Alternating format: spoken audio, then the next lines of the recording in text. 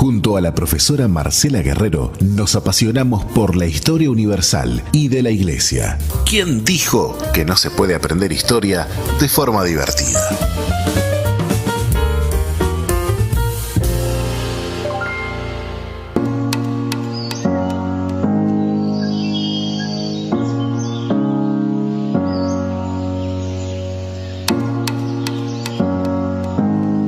Bueno amigos, seguimos adelante aquí en Falta Uno en el último bloque y bueno, no podíamos dejar de tener nuestra clase de historia como cada 15 días. Obviamente estuvimos hablando de la Reforma Protestante la semana pasada por una fecha especial, pero bueno, hoy la profe vino. Volví presencial. Porque se acordó. Casi los dejo sin clase. Sí, pero bueno. Casi los abandono, pero no... Fue sin intención. No, está bien, profe. Aparte sabemos que venís del liceo apuradísima, sacando tiempo obviamente del que a veces no tenés. Y bueno, solamente para compartir con nosotros estas clases de historias que tenemos, que siempre está bueno conversar acerca de la historia de la Iglesia y de la historia universal. Y esta semana vos me habías invitado, yo andaba con 1000 cosas, pero estaba muy buena en la Facultad de Humanidades. En la Facultad de Humanidades. Un lugar que la verdad, para aquellos que han estudiado o que estudian, obviamente, o sea, no vamos a comparar la opresión o la persecución que pueda haber en esos centros de educación con las persecuciones que viven en otros países, ¿no? No es mucho, pero igual hay un rechazo, una resistencia, ¿no? Y esa es una de las facultades quizás más difíciles como para por lo menos expresar tu fe, ¿no? Sí, o sea, la verdad que a mí, o sea, yo no sé, yo debo ser media extraña o de otro planeta. No, y aparte sos profesora. Porque es verdad que en algunos lugares se habla de la hostilidad, lugares así. La verdad que yo nunca sentí eso así. La verdad que mi historia es bien distinta en ese sentido. Sí, cuando fui ahí, o sea, cuando entré como todo estudiante, pensé que iba ahí para aprender. Y en todo caso, si yo tenía una fe distinta de la que tenían los profesores, o que muchas veces los profesores lo demuestran, ¿no? Te dicen, no, yo no creo, soy ateo. Bueno, pero yo pensaba que ellos sí tenían algo para enseñarme a mí, que era el oficio, que es lo que yo necesitaba. Yo necesitaba aprender a ser historiador, aprender a ser docente. Y entonces siempre me enfoqué en eso. Y siempre admiré mucho a mis profesores, entonces nunca me pasó eso. Sí, tuve algunos profesores, algunos que eran católicos y que no protestantes, pero sí católicos, y que sí me ayudaron y que respetaron ese derecho que yo tenía de estudiar lo que a mí me gustaba. Entonces yo pude hacer. En mi caso es una cosa rarísima, porque yo soy egresada de Humanidades, pero dentro de Humanidades yo estudié el cristianismo, que es bastante raro. O sea, me he dedicado a estudiar historia del cristianismo. Mi título general es historia, pero siempre fue perfil de historia del cristianismo. Entonces, y ahora que estoy haciendo una maestría, lo puedo desarrollar más. Entonces ahora, claro, con esta actividad, como vos decías ayer, yo siempre presento actividades que son referentes a la Biblia. Del cristianismo, claro, que sea Biblia. Y ayer ¿qué fue lo que disertaste, profe? Ayer presenté una ponencia sobre cómo fue la traducción de la Biblia del hebreo al latín. Por ejemplo, que esa Biblia es la Biblia católica, la Biblia que se usó en el medioevo. ¿Cómo es que se tradujo? Entonces, eso inevitablemente te lleva a tratar temas que están muy vinculados a temas teológicos. Y fue, la verdad, que una experiencia preciosa, una sala llena. En estos días en Humanidades se está celebrando lo que se llaman las jornadas académicas, era un encuentro de egresados y maestrandos, y también hay presentaciones de estudiantes. O sea, hay siempre una vez al año donde la facultad como convoca a la presentación de ponencias. Y ahí estuviste vos. Y ahí, claro, presenté una ponencia que era esta. En una mesa, había 30 mesas de trabajo. Y la mesa donde yo me presenté era medioevo y humanidades. O sea, vos tenías que presentar temas afines, ¿no? Porque había un correo, una coordinadora, vos escribías y decías, bueno, yo quiero presentar esto, cuál era el eje y el eje era presentar ponencias de cosas que se habían hecho, por ejemplo, en situación de encierro.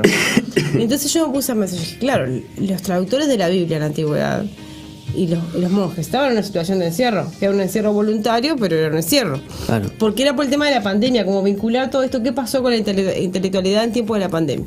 Entonces encontré un autor precioso, la verdad que es que yo ya lo conocía, pero ahora lo estudié específicamente, que es Jerónimo, que es el que hace la traducción de la Biblia hebrea al latín. Y esa Biblia se convirtió en la Biblia oficial de la Iglesia Católica. Entonces hice como el recorrido. ¿Quién es Jerónimo? ¿Dónde salió? ¿Por qué tradujo del hebreo? ¿Por qué no tradujo del griego?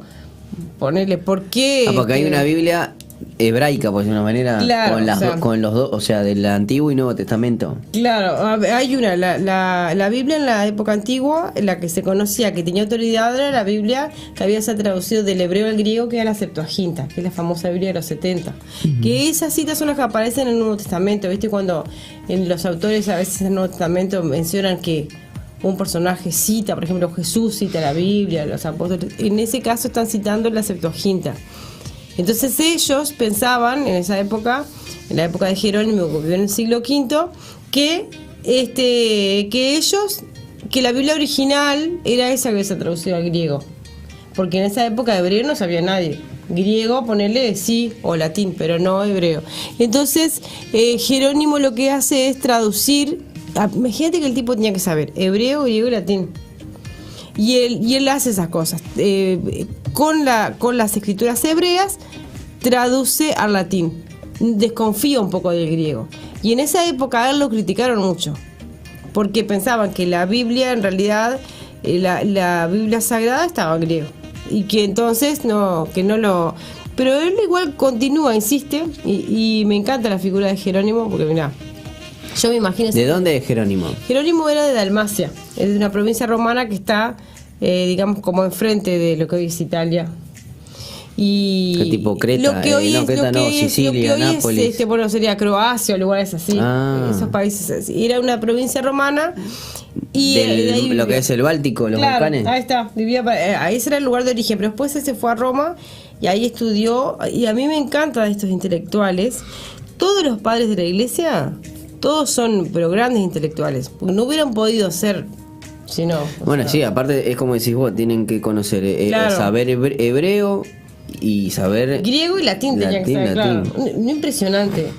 Tienen que ser políglotas. Impresionante, pero él en 15 años tradujo toda la Biblia. Wow. Fíjate que un trabajo te lleva 15 años.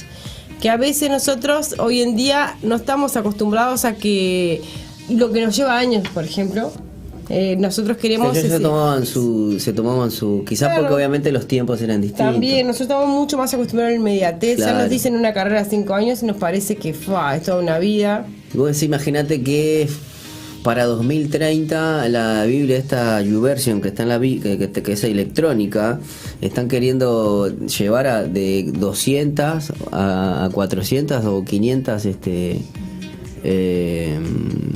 traducciones. Claro. ¿Entendés? O sea, llevarlas más, sí. Y la están planificando, bueno, para 8 años. Sí, bueno, es un trabajo que hay que pensarlo a largo plazo. Y Jerónimo, solito, él tradujo le llevó del año 391 al año 405 toda la Biblia. Y es muy interesante, varias cosas que descubrí estudiando, que, por ejemplo, que estudié para esta ponencia que antes no las había visto. Una cosa es la personalidad de Jerónimo. Por un lado, Jerónimo parece que era muy estricto. Y cuando él estaba en Roma, él tenía un amigo, el Papa Dámaso, que sí apoyaba los estudios de Jerónimo. Pero esas personas que son intelectuales así, o sea, no son comprendidas por todo el mundo, porque obviamente, fíjate que una persona que traduzca la Biblia es una persona que estudia de una manera que, tipo... Entonces, no era una persona muy a veces esas personas son muy bien, pero a veces para la cotidianeidad son especiales. Sí, claro, son muy disciplinarios, claro. Y para la época o para cualquier época, claro. Alguien que es disciplinado, había que seguir el ritmo. Cuando vos sos así, esperás de los otros más o menos lo mismo. Entonces él lo criticaban mucho en Roma porque era muy severo con la conducta. O sea, si te mandabas uno en la iglesia, tenía cortito. Entonces él no lo querían. Cuando muere Dámaso, el papa que sigue no le gustaba mucho cómo era Dámaso. Tanto fue así que tuvo que huir de Roma. Y él le encantaba, en esa época era la época de los monjes que se apartaban al desierto, y a él le encantó eso. Pero él no tenía eso como los monjes, tampoco de vivir solo. Así. Esas personas, yo me lo imagino medio colérico, así en su temperamento. Una persona que no se callaba, que decía lo que pensaba, y eso en la iglesia Imagínate que no era una cosa muy... Eras una piedra en el zapato. Y claro, ya te decía, embromabas. una lengua cerrada ese que tenía, o sea, viste esas personas Y aparte que con la te dicen- experiencia de lo que habrá pasado con Lutero, Pero esto es anterior. Esto es anterior. Esto es Ah, anterior, esto es Lutero. anterior. Esto es anterior todavía cuando la iglesia está formando. Esto, perdón, que no, yo no dije la Ahí va. cuestión histórica. Es fines del siglo IV y comienzo del siglo V. claro. Y ahí, entonces, él, ¿qué se le ocurre? Y es interesante lo que hacen los cristianos, porque una vez cuando te pasa una situación, decís, que él no dejó de ser cristiano, siguió, él era una persona que amaba a Dios, se fue así es un monje, se fue al desierto por ahí, conoció Egipto, todo lo que es Jerusalén, Tierra Santa, recorrió los lugares donde Jesús estuvo, y después decidió que el lugar donde se quería quedar era Belén, que es el lugar donde nació Jesús. Y hoy en día en ese lugar hay una iglesia, que es la iglesia de la Natividad, donde está señalado el lugar donde se piensa que nació Jesús, y al lado está la celda donde este monje Jerónimo tradujo, él pensó que ese era el mejor lugar. Y hay una historia bien interesante que es como una anécdota que se cuenta de él, que dice que estos monjes como que tenían como experiencias así. Y una persona que imagínate pasa orando y estudiando. Entonces dice que una vez se le apareció el niño Jesús, porque él estaba ahí, imagínate que vivir ahí. Entonces dice que el niño Jesús le dijo que tenía que no me diste un regalo, le dijo a Jerónimo, le reclamó que no le había dado un regalo. Entonces Jerónimo dijo, ¿qué regalo, qué te puedo dar yo? Y pensó y Jerónimo se sentía muy acusado. Entonces Jesús le dijo, dame tus pecados para que yo los perdone. Entonces, una persona se sintió como conmovida por eso, y ella tenía hace tiempo igual esta idea de traducir. Y otra cosa que descubrí también ahora estudiando, después de todos estos estudios de género que me he hecho, que él, ¿sabes quiénes fueron los asistentes de Jerónimo? ¿Podés creer que en ese mundo antiguo las asistentes de Jerónimo fueron mujeres? Una historia también que no conocemos. Claro, no, y además que se le acusa muchas veces al cristianismo de ser una religión que excluye a la mujer, Sí, ¿no? bueno, ayer pude compartir todo eso en la facultad. Y justamente estaba mi profesora, que es especialista en género, y yo cuando empecé a estudiar género en la facultad, yo decía, ¿cómo aplico el género al cristianismo? En realidad fui para conocer cómo se estudiaba, pero yo decía, ¿cómo voy a hacer yo? Claro, porque te vendiste el verso ese que te dicen de que el catolicismo o el cristianismo oprima a las mujeres, y al final decía, con los no. restos, con los hechos y con la evidencia Claro. histórica te das cuenta de que no es así. Sí, quería saber qué es lo que proponía la teoría de esta fundamentación de género. Entonces, pero después de que hice esos cursos me empecé a dar cuenta, empecé a buscar el papel de la mujer en la historia de la iglesia, y cada vez que estudié un periodo, y resulta que ahora me encuentro que él, cuando estaba en Roma, como él se peleaba mucho con los hombres de su tiempo, porque era una persona que no se callaba, que te decía, entonces él no tenía muchos amigos varones, pero conoció a estas mujeres en Roma, que las mujeres no estudiaban, y él a ellas les enseñó hebreo, les enseñó griego, y las mujeres aprendieron. Encontré hasta una que se llama Marcela, imagínate que me encontré hasta mi tocaya ahí. Una se llamaba Paula, la hija de Paula, Marcela, Alvina, no sé, un montón una cantidad de mujeres. María. Resulta que todas estas mujeres fueron las asistentes del erudito, las que lo escuchaban, y al principio, como ellas, las mujeres no tenían acceso al estudio, al principio, claro, ya no le discutían a Jerónimo, como los varones que sí estudiaban porque no sabían, pero después se convirtieron ellas mismas en asistentes de él. Claro, y además me imagino en ese ida y vuelta, más allá del aprendizaje, tenés, más allá de que vos quizás estás en desventaja, ¿no? Cuando empezás a aprender, Claro. También pues claro, y era curiosear. interesante que ahí lo que pude estudiar es que con el tiempo él pudo discutir con ellas lo que no discutía con los hombres. Ellas se volvieron interlocutoras de él, y él discutía texto. ¿Para cómo traducimos esto? Eso, viste que es una historia poco conocida o no conocida.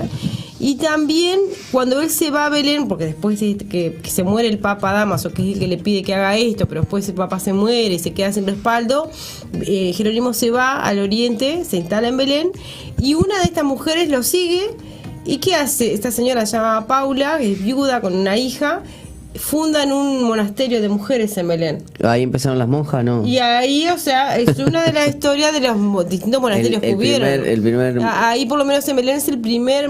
Ellos van a fundar un monasterio para monjas, un monasterio para monjes, que va a dirigir Jerónimo, y van a fundar también una casa de hospedaje para que los que quieren ir a visitar Tierra Santa tengan donde quedarse. O sea Sería bueno que haya una hoy en día para ver cuando quieras ir a Israel, tengas un lugar donde quedarte. O sea que creo, los tours de Israel, lo podríamos decir, a Tierra Santa empezaron en el siglo IV, ¿eh? Para sí. vos que pensabas que tenías una agencia de viajes y que sí, claro. y que eras original, Colocho, ¿cuánto te sale ahora? Imagínate. Es que en realidad desde el siglo IV que están currando con eso. Bueno, o sea, no es que sea un curro. No curraban, no, pero pero la idea, claro. Me imagino, obviamente después pasa el tiempo, una cosa va evolucionando y claro. bueno, querés venir acá. Tiene un sentido mucho hoy más de marketing. Claro, sí, pero aún así, no solamente de marketing, cuando uno va a Tierra Santa va por los lugares que en ese momento todavía no eran emblemáticos, pero no tenían la trascendencia. Obviamente, mientras más alejado y más tiempo, obviamente uno quiere ir a la tumba de Jesús, donde nació, donde dio el Sermón del Monte, pero para eso necesitaba, por ejemplo, que el mundo recibiera en latín lo que en hebreo que fue de la mano, ¿no? Y después del latín obviamente traducirlo a otros idiomas, porque no creo que un uruguayo en ese momento, que no existía, o alguien de la zona de Asia Menor o algo fuera a visitar Tierra Santa, porque ni siquiera supiera que es conocido por los textos, porque ni siquiera habían llegado. Ahí está, en realidad eso, lo de los viajes desde el siglo IV, desde la época de la madre de Constantino, es de la gente de la zona. Esta tradición de visitar. Y luego, con el tiempo, la Edad Media, con los cruzados, cuando el Papa llama a ir a Jerusalén, ahí es que ellos, o sea, Europa, todos los que pueden, van como en especie de cruzada de Guerra Santa, porque ya en esa época la tierra de Israel había quedado en manos de ¿Hicimos un estudio de todas las cruzadas? Nunca hicimos, creo ¿no? que no. Podríamos hacer el año que viene. Podríamos hacer el año que viene para arrancar y que sea, porque ¿cuántas cruzadas son? Son 8. Unas cuantas, son 8. Wow. Son 8. Igual algunas, por ejemplo, tienen más trascendencia, algunas que las podíamos dar juntas, pero hay algunas que se requieren como un tratamiento. Es re interesante, ¿sí? No sé si usted sabe que hay una película, El Reino de los Cielos, que se llama, que está Orlando Bloom, que justamente tiene que ver con la cruzada con Saladino. Sí, yo he visto algunas películas de las cruzadas que son más, que quizás la cruzada Saladino es una de las más conocidas, quizás. Claro, porque hay algunas que fueron no vale, o sea, no hay mucho de que. Está también la cruzada esa que fue Colocho, que a usted le gusta, Drácula. ¿Se acuerda que fue? ¿No sabe? A usted le gusta eso.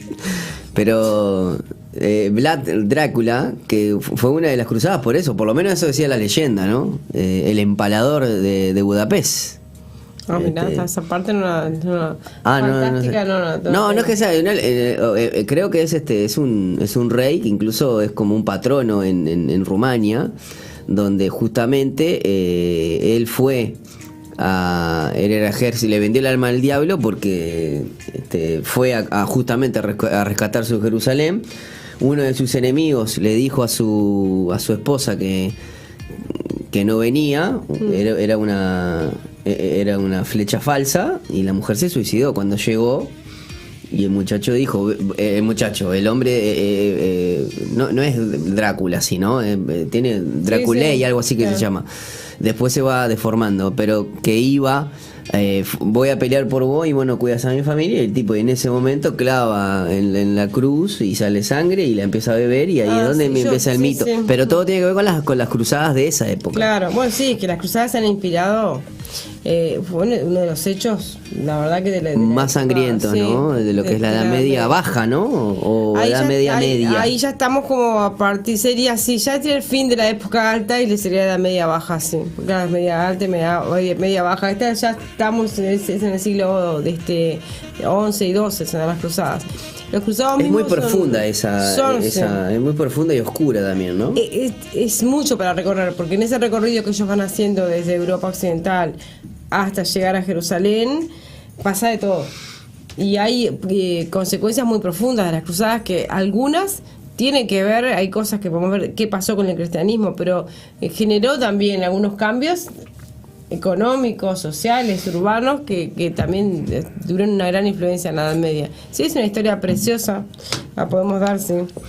Bueno, profe, y qué, bueno, entonces habló de todo eso y que, bueno, estamos hablando de quién es Jerónimo. Bueno, entonces podemos seguir. Este monje, Al final monje se le puede decir. Monje, teólogo, historiador, traductor, de esas personas, de esos grandes hombres que la historiografía cristiana ha llamado gigantes del siglo IV, dentro de los cuales está San Agustín, Ambrosio de Milán. Ellos, este es un padre latino. ¿Contemporáneo de quién? De Ahí va, San Agustín. Por ejemplo, de Ambrosio de Milán. Él se peleó bastante, con Agustín se pelearon un poco por carta. Estuve mirando alguna correspondencia de Agustín y de Jerónimo. Y resulta que se habían peleado un poco, porque ellos son dos grandes luces, los dos, porque cuando estudio Agustín digo, me encanta, me quedo con Agustín. Cuando estudio Jerónimo, ahora me gusta Jerónimo. Y ellos se pelearon un poco por carta. O sea, son como que cada uno lo que hacen son unos grandes. Entonces, bueno, pero ¿cuál sería el discurso de Agustín y cuál sería el discurso de Jerónimo en el cual quizás chocaron? Lo que chocaron es en que Agustín estaba de acuerdo en que tradujera del griego, que no se metiera con el hebreo. Le decía, para Agustín la Biblia de los 70, la Septuaginta, era inspirada por Dios tanto como la hebrea, tanto como los manuscritos hebreos. Entonces él decía que tradujera como había hecho el Nuevo Testamento, está escrito en griego. Le decía que que continúe la traducción como había hecho de los libros del Nuevo Testamento al latín, del griego al latín. En esa época que ellos viven es cuando el latín comienza a sustituir el griego. Entonces las personas, los intelectuales de esa época, podían leer griego y latín al mismo tiempo. Te daban por lo general se usaba que vos te daban la Biblia. Claro, pero estabas en plena expansión del Imperio Romano. Claro, también. o sea, ya es la decadencia del Imperio Romano. Entonces, claro. Pero el latín forma un idioma en el cual cuando conquistaba algo se imponía el latín. Claro, pero durante un tiempo los romanos ellos conquistaban, pero el griego siguió siendo la lengua como internacional. Pero ya en el siglo II, siglo III, ya en el siglo IV. ¿Qué emperador estaba en el siglo IV? Y en el siglo IV, por ejemplo, es la época de Constantino. Después de Constantino a Teodosio, que se va dando esa evolución hasta que el cristianismo se vuelve la religión oficial del imperio. Y ahí tenemos una cantidad de emperadores. Por ejemplo, de los cristianos, de los que apoyaron el cristianismo, tenemos a Constantino y a Teodosio, que es el que declara el cristianismo como religión oficial del Estado. O sea, que funda el Imperio Romano Cristiano con nombre jurídico, así.